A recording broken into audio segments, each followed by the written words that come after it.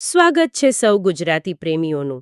આજે આપણે છે ને ગુજરાતીTV.com પર સેવક માધવ જસાપરા દ્વારા પ્રસ્તુત શ્રી પ્રેમાનંદજી મહારાજના એક તાજેતરના સત્સંગ પર થોડી ઊંડાણપૂર્વક વાત કરીશું. આ સત્સંગ 13 ઓગસ્ટ 2025નો છે. હાજી. અને એમાં જે જીવનના અમુક મહત્વના પ્રશ્નો છે ને, જેમ કે કર્મ, ભક્તિ, મનની શાંતિ, એના પર મહારાજજીના જે વિચારો છે એને સમજવાનો પ્રયત્ન કરીશું. બરાબર. આ સત્સંગમાં ખરેખર તો શ્રોતાઓએ પ્રશ્નો પૂછેલા અને મહારાજજીએ એના ઉત્તર આપેલા. આપણે એમાંથી અમુક મુખ્ય મુદ્દાઓ તારવીને રજૂ કરી રહ્યા છીએ. હા. અમારો હેતુ જુઓ, માત્ર આ માહિતી પહોંચાડવાનો છે, કોઈ વિચારધારાનું સમર્થન કરવું એવું નથી. તો ચાલો શરૂ કરીએ. ચાલો. તો પહેલો જ પ્રશ્ન બહુ રસપ્રદ હતો, કર્મ વિશે. કે ભાઈ, સારા કર્મો કરીએ તો શું પાપ ધોવાઈ જાય કે પછી આયુષ્ય વધી જાય? આ બહુ કોમન મૂંઝવણ છે, નહીં? હા, બહુ જ. અને મહારાજજીએ બહુ સ્પષ્ટતાથી જવાબ આપ્યો.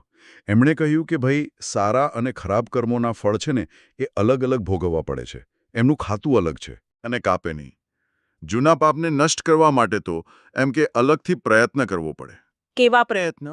જેમ કે ભજન છે, પશ્ચાતાપ છે, એવા ખાસ ધાર્મિક અનુષ્ઠાન કરવા પડે. અને રહી વાત આયુષ્યની. હા, આયુષ્યનું શું? સારા કામથી વધે?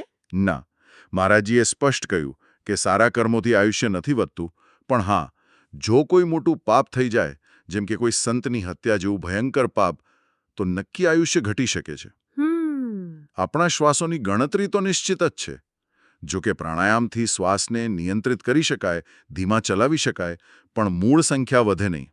એટલે દરેક શ્વાસ સાચવીને વાપરવાનો છે, ભજનમાં, સારા કામમાં. બરાબર.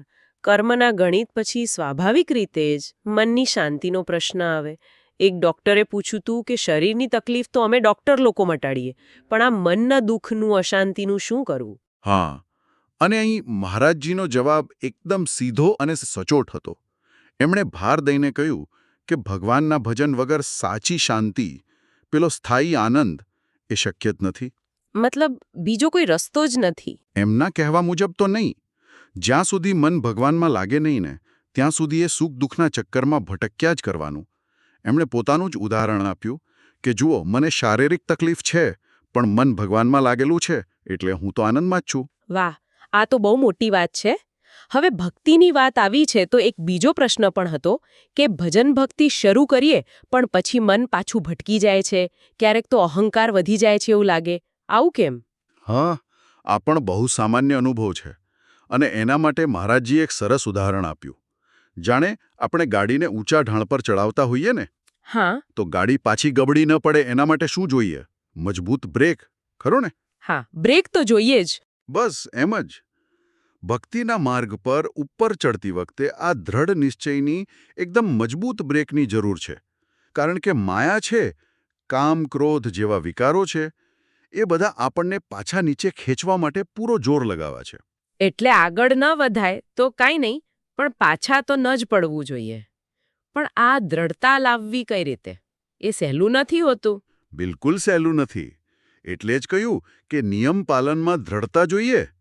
ધારો કે નક્કી કર્યું કે રોજ 10 માળા કરવી, તો પછી ગમે તેવું વિઘ્ન આવે, 9 ના થવી જોઈએ. ભલી શરીર છૂટી જાય, પણ નિયમ ન છૂટે. આવી હિંમત રાખવી પડે.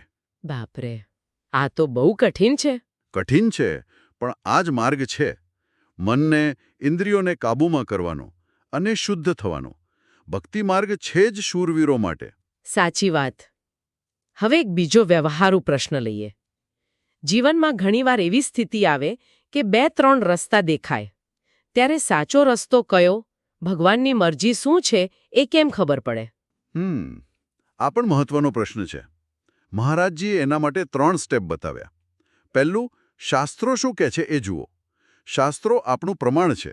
ઓકે. બીજું, જો શાસ્ત્રોનું જ્ઞાન ન હોય અથવા કોઈકવાર સ્પષ્ટતા ન મળતી હોય, તો પછી કોઈ અનુભવી સંત પુરુષને પૂછો, એમનું માર્ગદર્શન લો. અને જો એ પણ શક્ય ન હોય તો? તો ત્રીજો ઉપાય છે, આપણા હૃદયમાં જે પરમાત્મા બેઠા છે ને, એમનો અવાજ સાંભળો, અંતરાત્માનો અવાજ. પણ એ અવાજ કેવી રીતે ઓળખવો? મન તો કેટલુંય બોલતું હોય છે. કયું મનનું ને કયું પરમાત્માનું? હા, એ સાચું. મહારાજજીએ કહ્યું કે જ્યારે તમે કંઈક ખોટું કરવા જશો ને, તો અંદરથી એક સંકોચ થશે, થોડો ડર લાગશે, જાણે કોઈ રોકતું હોય એવું લાગશે. ચેતવણી મળશે. અચ્છા. અને જો સાચું કામ હશે તો એના માટે ઉત્સાહ આવશે, મનમાં હળવાશ અને શાંતિ લાગશે. પણ હા, આ અવાજ સ્પષ્ટ સાંભળવા માટે બુદ્ધિ શુદ્ધ હોવી જરૂરી છે.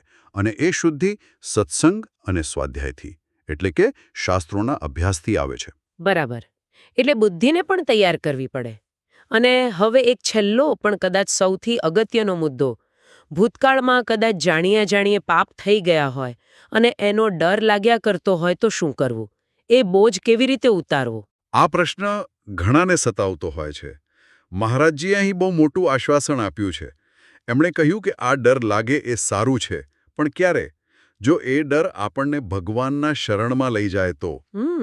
એમણે ગીતાજીનો ભગવાનનો પેલો અભયવાણીનો શ્લોક કહ્યો, અહમ ત્વામ સર્વ પાપેભ્યો મોક્ષયિષ્યામિ મા શુચઃ.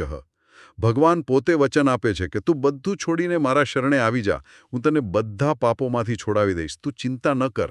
એટલે ભગવાનની શરણાગતિ જ અંતિમ ઉપાય છે. હા, પણ એ શરણાગતિ સાચી હોવી જોઈએ, ખાલી કહેવા ખાતર નહીં. એની શરત છે. શું શરત? પહેલું, પોતાની ભૂલોનો નિખાલસપણે સ્વીકાર કરવો.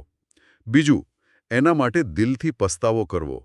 ત્રીજું, ભવિષ્યમાં એ પાપ ફરીથી નહીં કરું એવો પાક્કો સંકલ્પ કરવો. અને ચોથું, નિરંતર ભગવાનના નામનો જપ કરવો. જો આવી સાચી શરણાગતિ હોય ને, તો ભગવાન કહે છે કે સમુદ્ર જેટલા પાપ હોય તો પણ હું માફ કરી દઉં છું. વાહ, આ તો બહુ મોટી રાહતની વાત છે. તો આજની આ ચર્ચામાંથી આપણે સમજ્યા કે કર્મના ફળ તો ચોક્કસ ભોગવવા પડે છે, એટલે સાવધાન રહેવું. હા, મનની ખરી શાંતિ માટે ભક્તિ અનિવાર્ય છે. અને ભક્તિના માર્ગ પર ટકી રહેવા માટે દ્રઢ નિશ્ચય, પેલી બ્રેક જરૂરી છે. બરાબર. અને સાચા નિર્ણયો લેવા માટે શાસ્ત્રો, સંતો અને અંતરાત્માનો અવાજ સાંભળવો પડે, જેના માટે બુદ્ધિ શુદ્ધ કરવી જરૂરી છે. અને સૌથી મોટી આશાની વાત એ છે કે ભૂતકાળ ગમે તેવો હોય, ભગવાનની શરણાગતિનો દરવાજો હંમેશા ખુલ્લો છે. બિલકુલ. ભક્તિનો માર્ગ ખરેખર તો હિંમતવાળા લોકો માટે છે, જે પ્રારબ્ધ કે મુશ્કેલીઓ સામે હાર માની લે એમ નથી. ભગવાન પર અતૂટ ભરોસો રાખીને જે આગળ વધે છે. અને આ ભરોસો જ સાચી નિર્ભયતા આપે છે. ખૂબ સરસ. તો આજના મંથન પછી શ્રોતાઓ માટે એક નાનો વિચાર છોડી જઈએ છીએ. પોતાના જીવનમાં પોતાના જે પણ લક્ષ્યો હોય એમાં ભગવાન પર આવો અતૂટ ભરોસો અને હિંમત કેળવવા માટે આજે, અત્યારે કયું એક નાનું નક્કર પગલું ભરી શકાય, જરા વિચારજો. અને હા, જો આપને શ્રી પ્રેમાનંદજી મહારાજના વિચારો પર આધારિત આ ચર્ચા ગમી હોય અને ખાસ કરીને gujaratitv.com પર સેવક માધવ જસાપારા દ્વારા પ્રસ્તુત આવા વધુ વિશ્લેષણ સાંભળવા ગમતા હોય તો અમારી આ ચેનલને લાઇક જરૂર કરજો. હા, અને મિત્રો સાથે શેર પણ કરજો. અને સબસ્ક્રાઇબ કરવાનું તો ભૂલતા જ નહીં. આપના જે પણ વિચારો હોય, પ્રતિભાવ હોય, એ અમને નીચે કોમેન્ટ બોક્સમાં જરૂરથી જણાવજો. રાધે રાધે. રાધે રાધે.